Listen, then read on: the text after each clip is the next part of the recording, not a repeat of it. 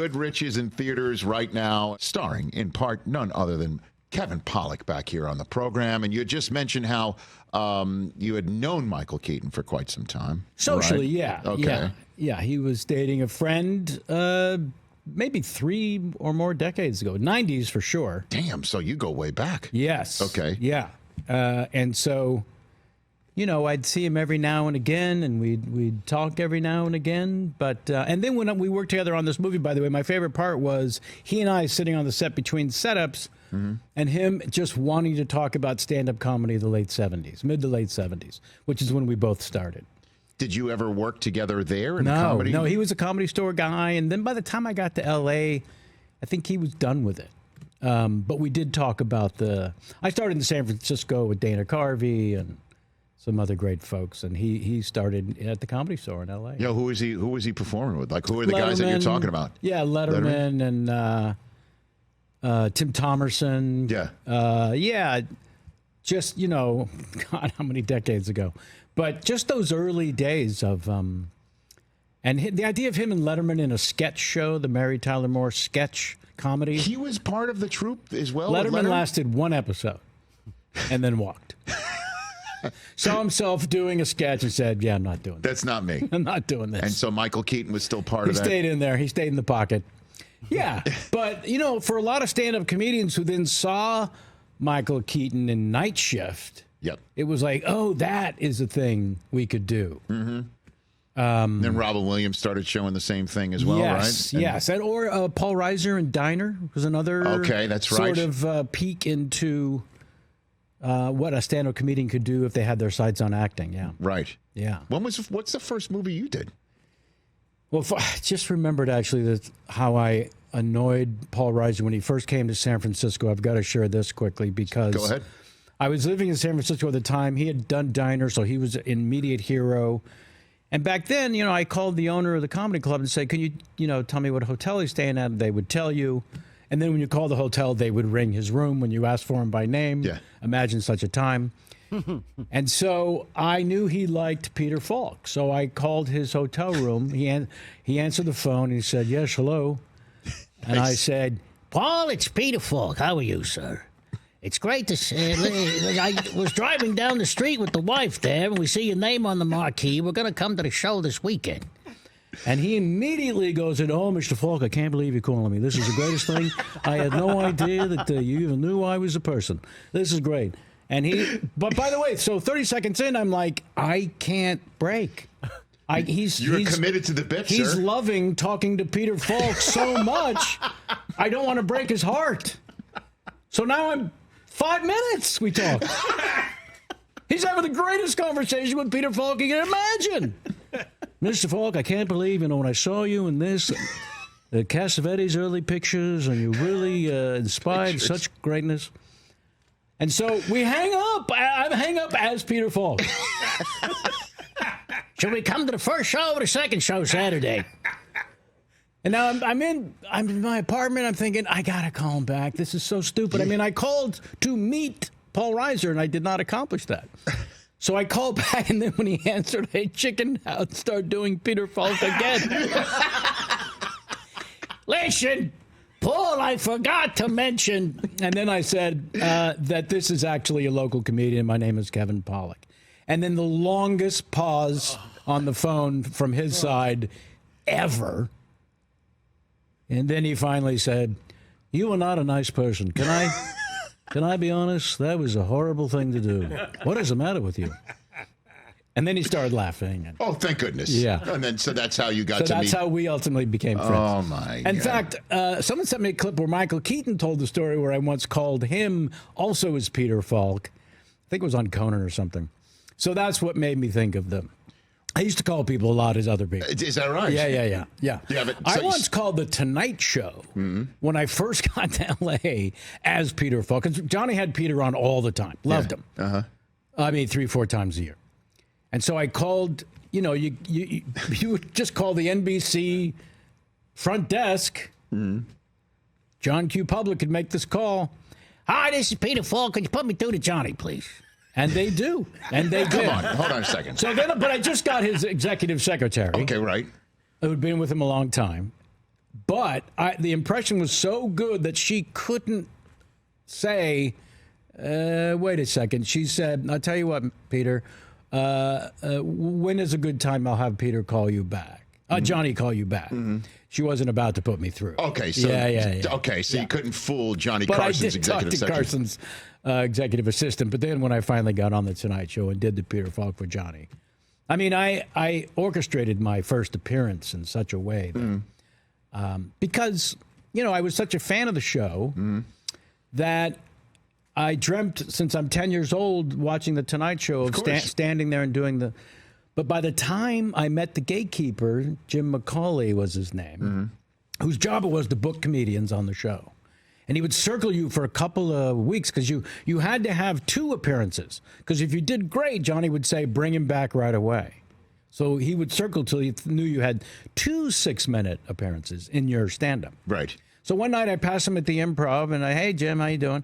Good. I said, who are you here to see tonight? I said, well, the guy I was here to see, I just saw the list canceled, but I went down the list, saw your name, so I'm going to watch you tonight. I think you might be ready to do the show. Oh, boy. I've been waiting my whole life for this moment. I bet. And I say to him things I had never thought or said out loud or into a mirror.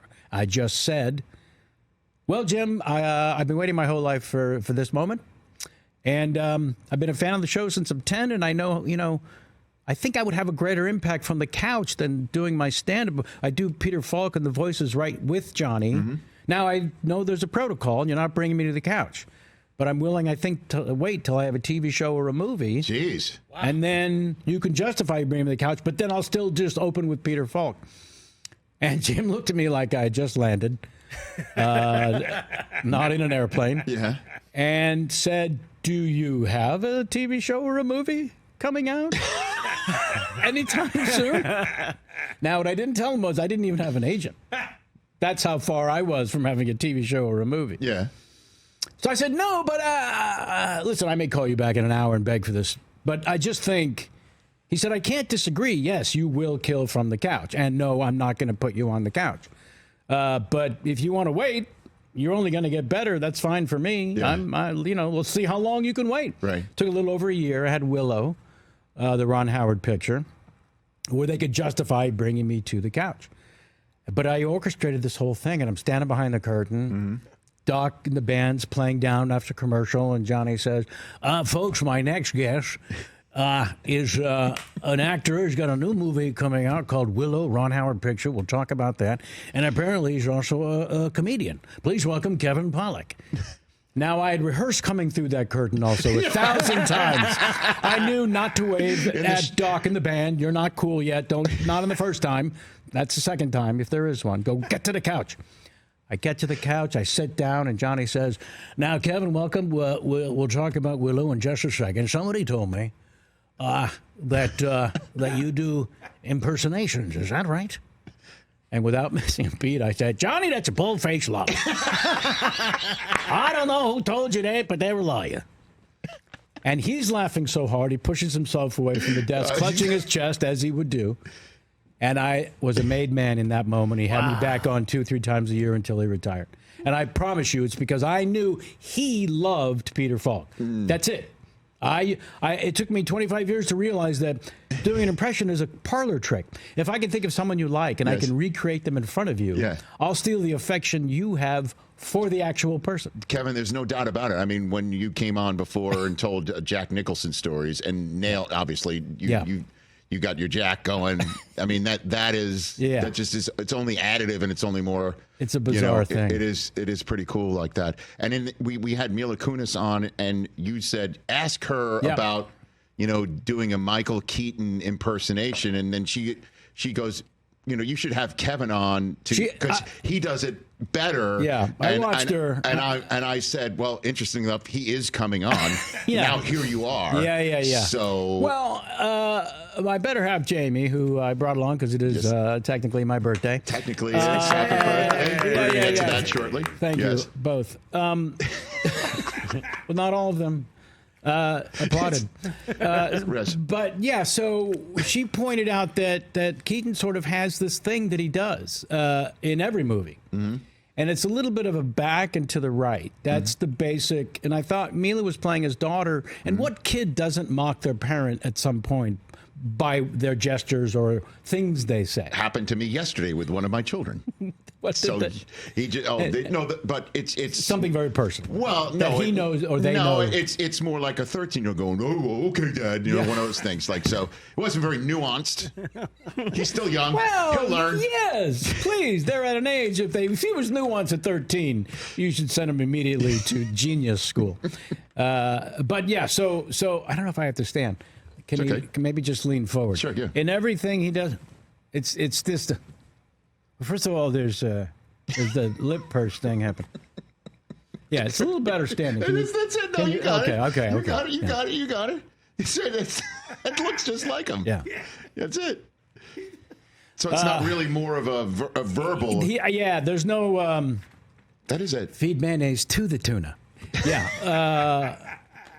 So I would on the set we would talk about stand-up comedy, but also Jamie's from Pittsburgh and he's from Pittsburgh. So that's right. when I introduced them, he just wanted to talk about he was Steelers. a good-humored truck driver, and they're naming streets and neighborhoods. Mm-hmm. And then the Steelers, which of course having a great season. So he really is incredibly proud to be from Pittsburgh and having started as a stand-up comedian. Kevin Pollak here on the Rich Eisen Show. Goodrich is the film that we're talking about. Michael Keaton and Mila Kunis, Andy McDowell, and so much more. It's in theaters right now. So it is your birthday. I'm very pleased that you were here on your birthday, Kevin Pollak. So. Of course. There's pumpkin carving gathering over the weekend that took place. That was great. We did a Halloween walk in certain neighborhoods. Mm-hmm. That a few friends put together to see all the decks, the Halloween decos out in the yard. We'll give out candy to the kids. Tomorrow, of course, I like to... My birthday being the day before Halloween, so every year growing up, it was a Halloween-themed birthday, so it's my favorite holiday. But I will answer the door as Christopher Walken. Listen, the idea is to scare... You will do that? To scare the kids, no? They should earn that candy.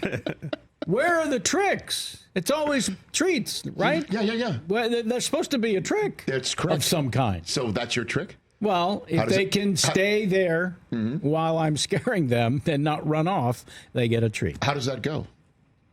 Well, I'll open the door and I'll say, "Hi!" Trick or treat? That's a damn good question.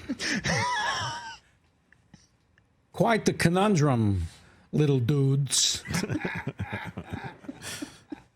As it turns out, I too have a question.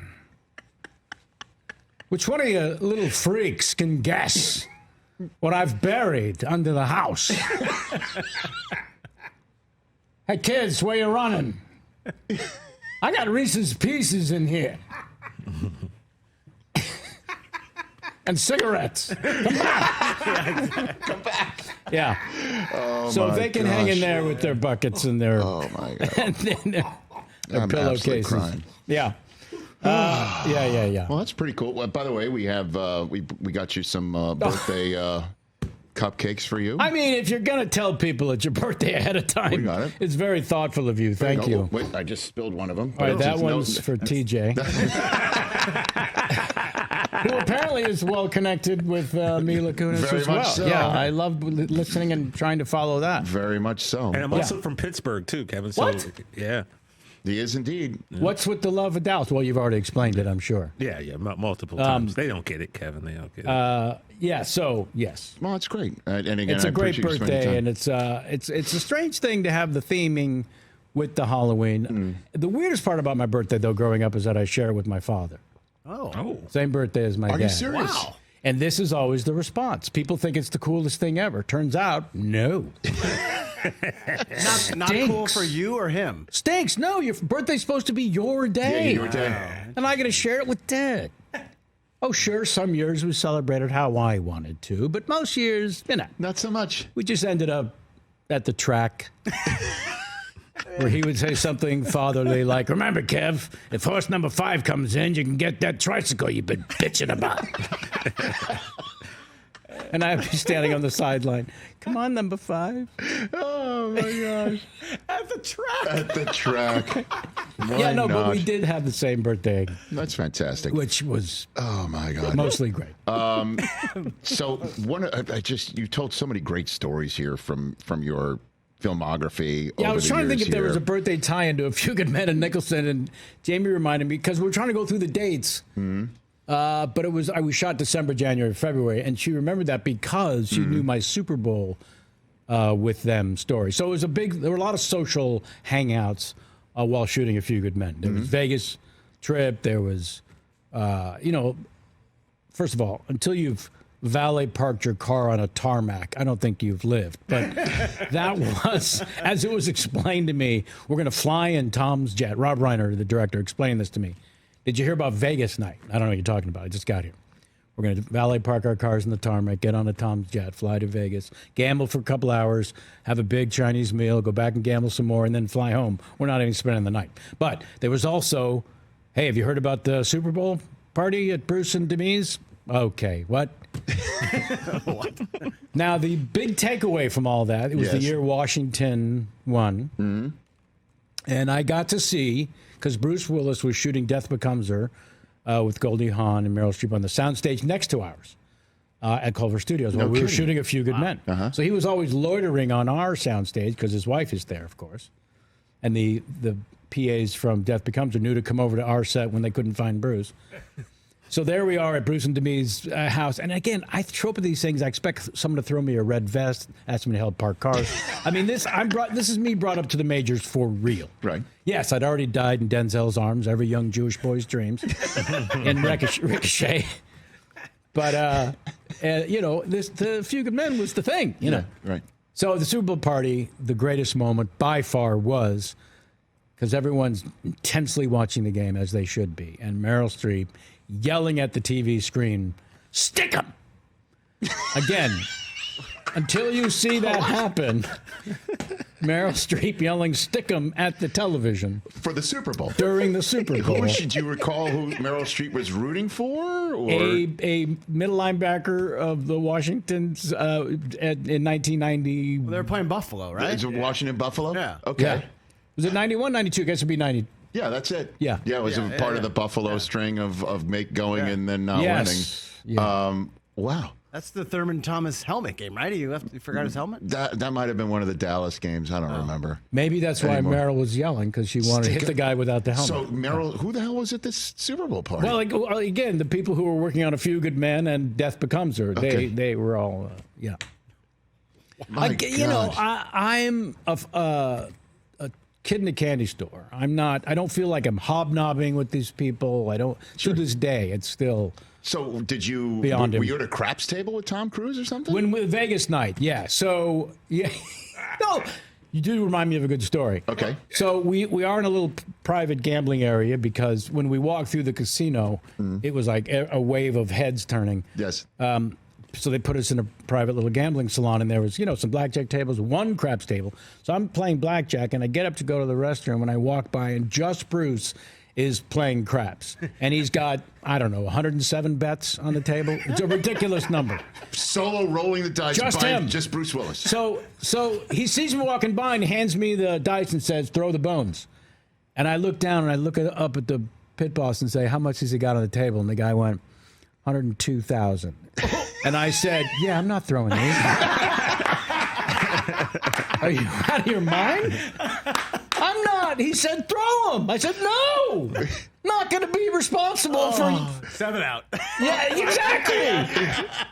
So he said, what do I care? Throw them. What do I care? And we argued, and I eventually threw the bones. And? Thankfully, I don't think he made more than a couple of dollars, but he didn't lose, and then I ran to the bathroom. Yeah. I didn't crap out, so I went to crap out. You didn't crap out? Yeah. Because I had to go pretty bad after this. I mean, I've never been so nervous, I don't think, in my life.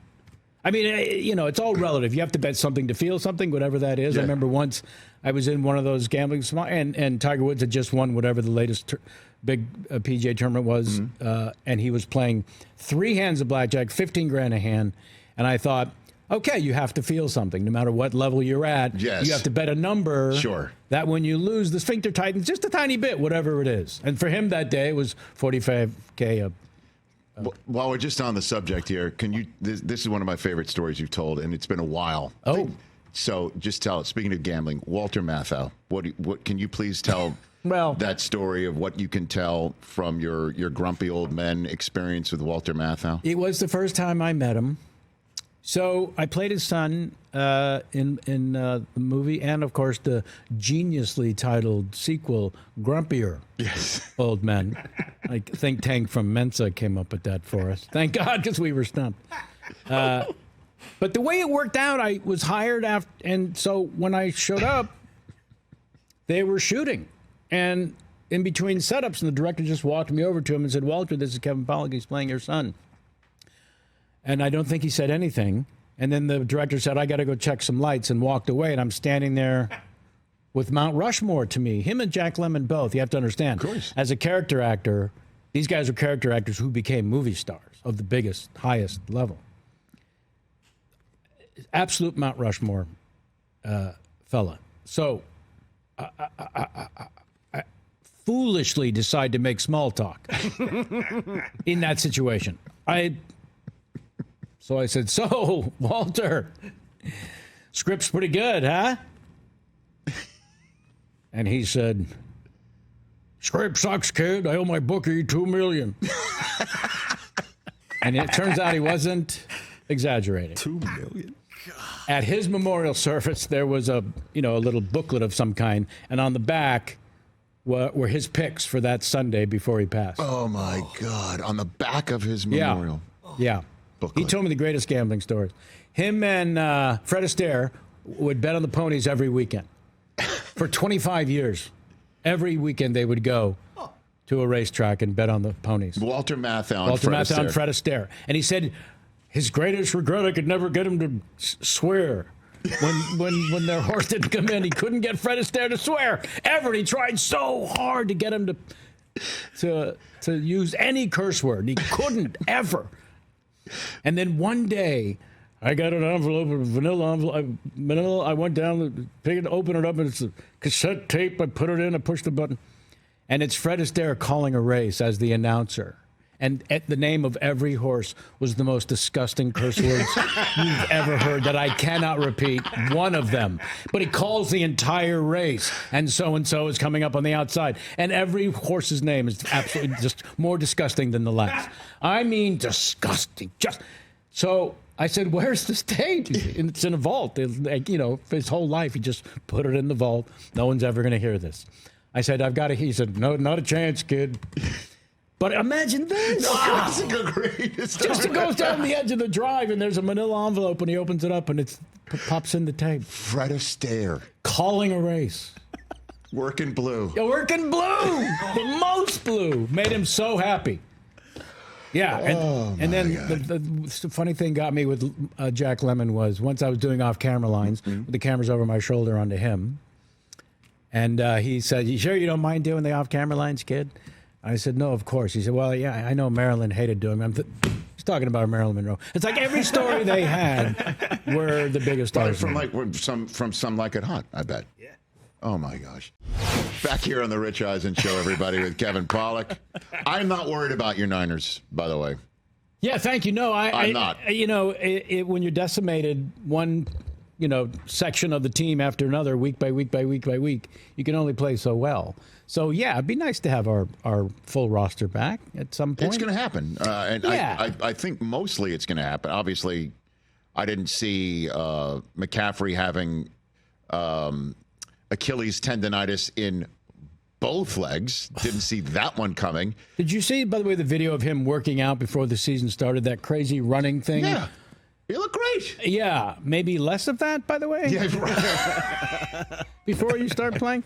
I mean, I'm not an Achilles tendonitis expert. No. Nor are you, but I but think it's the most bizarre. Just the general axiom of not doing that. Yeah. Right. But Fred Warner was down at one point. So good, man. Yeah. That guy is so freaking good. And one of the best safeties, he's down. It's just week after week. It's just very, very painful. But as someone pointed out, at this point last year we were only 5-3 instead of 4-4, which is one game difference, and we went to the Super Bowl. That's correct.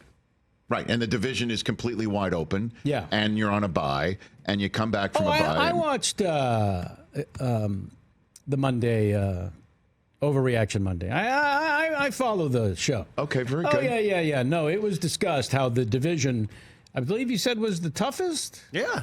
And you pushed back, which you should. Everybody's even. But How is I that love not tough? I did love the reasons for this idea. That any one of them arguably could. Don't come on here and feed the animals, Kevin.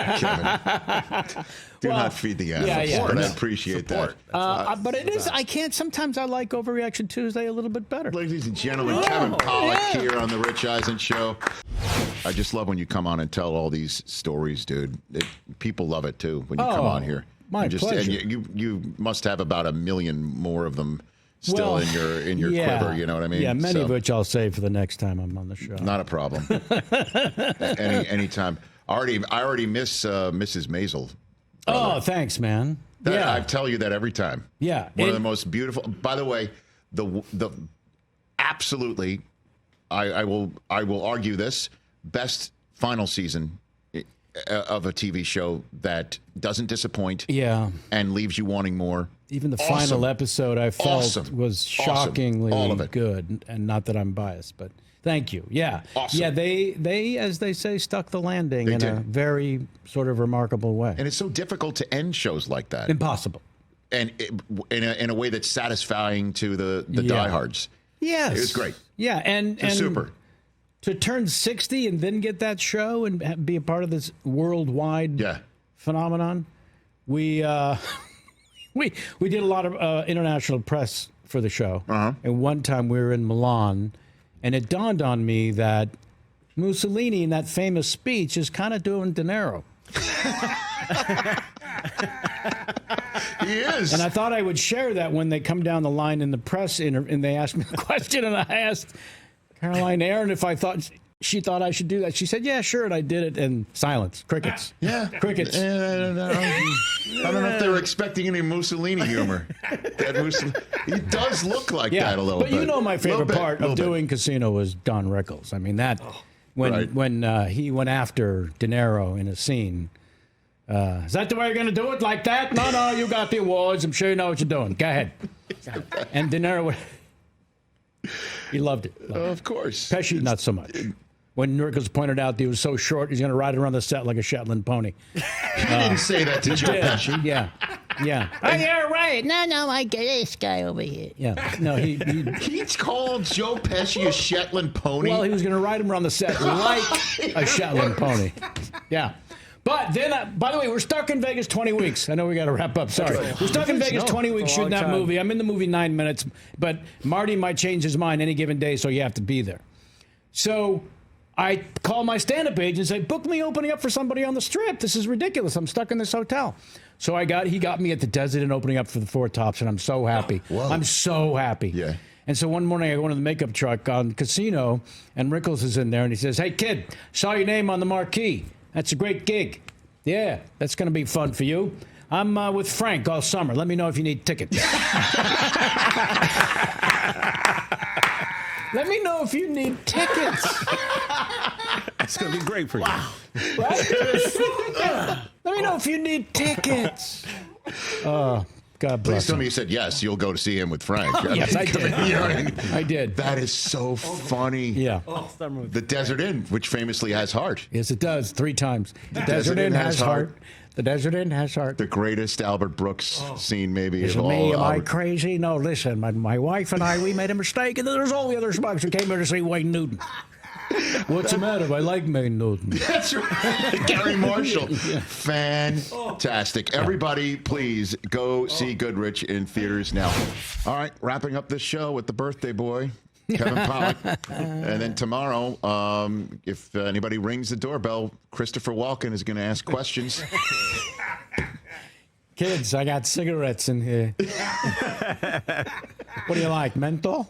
Have you ever done it for him? Yes. I was there when he got his hands and feet and signature in the cement in front of the Hollywood Theater. Yeah. And I was one of two speakers. Yeah. The other being Quentin Tarantino. So I did that Halloween answering the door story in front of him, and to see him bending at the waist laughing out of the corner of my eye was, you can take me now. That's great. Yeah. Wow. Yeah. Okay. And then afterwards, you got it down. I got to be honest. It's crazy. So good. It's crazy. Have you done Shatner for Shatner? Oh, yes. Yeah, no, he. Well, you know, I had to, you overact, you know, and he put it in his book, yeah. Oh, he did? Yeah. Okay, so that's good. He wanted me to come over and explain how to do him for the reader. What? And I said, well, you overact a little bit, you know, because sometimes the show that wasn't enough drama. So you had to create some where there wasn't any. Man. And then you know, the pausing. And then he wrote in the book, he editorialized, Kevin was right. The only reason I paused is because I couldn't remember my damn lines. Kevin Pollak, everybody. Another fantastic appearance on the Rich Eisen Show. Thanks again, brother. Happy birthday. And happy Halloween, everybody. Same to everybody, yes. Catch the Rich Eisen Show every single day on the Roku Channel, 12 to 3 Eastern, for free.